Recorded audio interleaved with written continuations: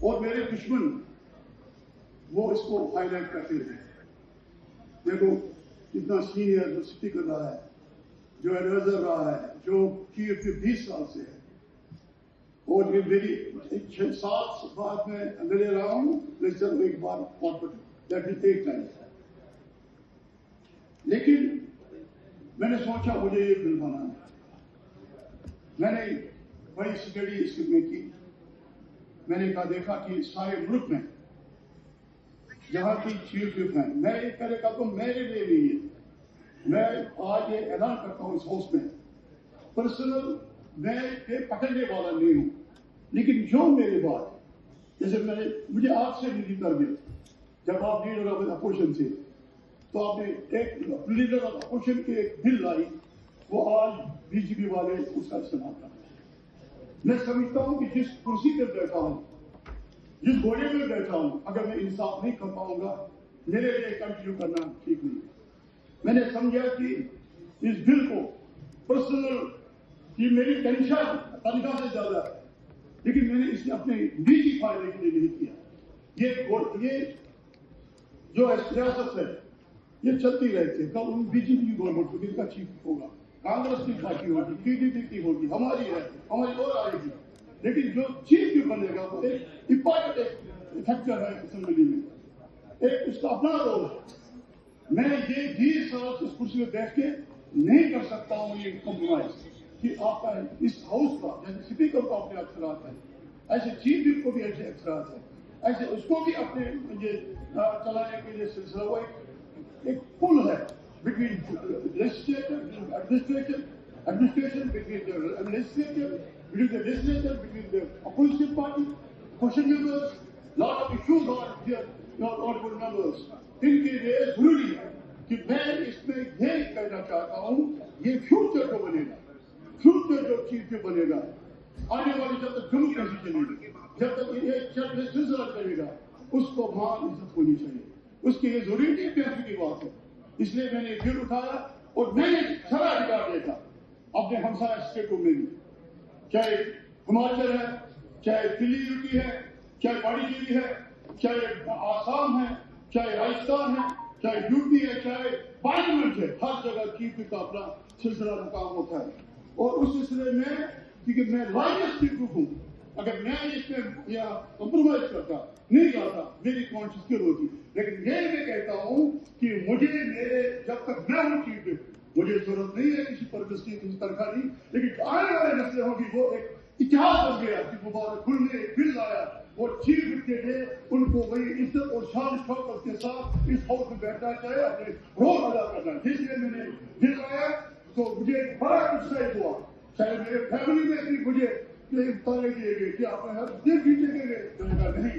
ایک کرسی کا ایک سوال نہیں ہے, اس کرسی کا جو چیف ہے اس کا سوال ہے. اس لیے میں نے بل لایا, چیف منسٹر اپوزٹ, لیکن I second there are lot of these bills from other states. میں نے 4-5 ہے, پاس سیکٹر صاحب کے پاس بھی ہے, آپ کے پاس بھی ہے. یہ میں دیتا ہوں کہ جن اسٹیٹوں میں آگے نہیں چیف کو پرائیویٹ سے 2 سال ہو گئے, 1 سال الیکشن کا 2 سال ہو رہا ہے, لیکن میں یہ کہنا چاہتا ہوں ان کو کہ یہ آلریڈی ہے, کوئی میں ایسی بات نہیں کر رہا ہوں. اس لیے میں پرسنل ایکسپریشن کے لیے آنے والے چیف جو ہوں گے وہ ایمانداری کے ساتھ, انسٹیٹیوٹ کے ساتھ اس اس ہاؤس میں کون ایسا ممبر ہے جو مبارک گل صاحب کی عزت نہیں کرتا, چاہے اس طرف یا اس طرف.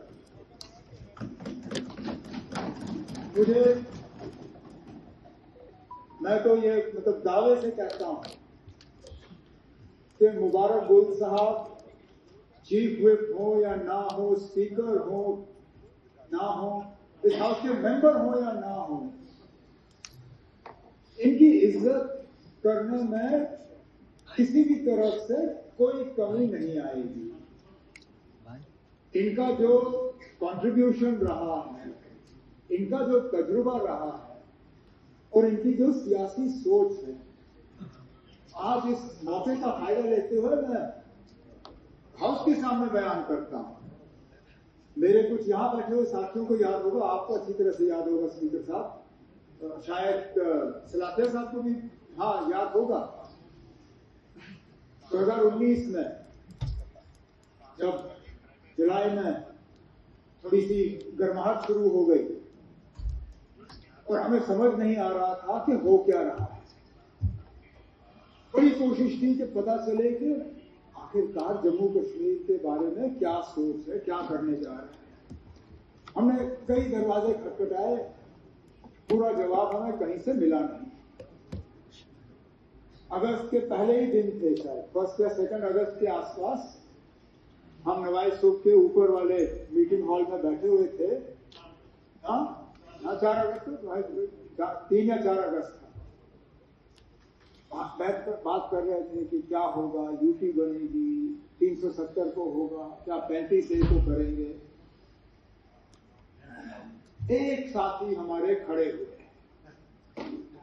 मुबारक गुल साहब, कहा आप लोगों को पता नहीं हो, हमारा टेबल, कहा मैं आपको कह रहा हूं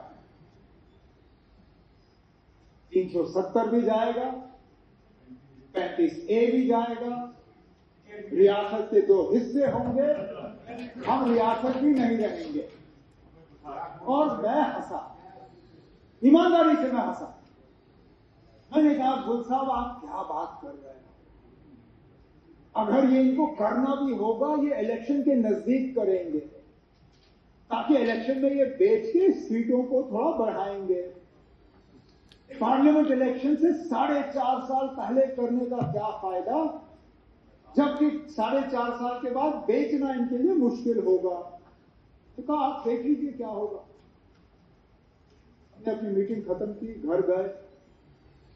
5 तारीख को जब हमारे घरों पे ताले लगे और मैंने टीवी खोल के देखा कि क्या हो रहा है, मुझे सिर्फ एक साथी याद आए। मैंने उस वक्त कहा, मैंने कहा ना क्या गलती की मैंने उस वक्त दिमाग में सोचा, मैंने कहा मैं मुबारक गुल साहब को मिलूंगा और कहूंगा मैं माफी चाहता हूं। मैं उस वक्त हंसा क्योंकि हम सब में से एक आप थे जिसने उस वक्त हमें बताया कि ये होने जा रहा था। इनको कहां से पता चला अभी तक मुझे उस बात का मुझे पता है।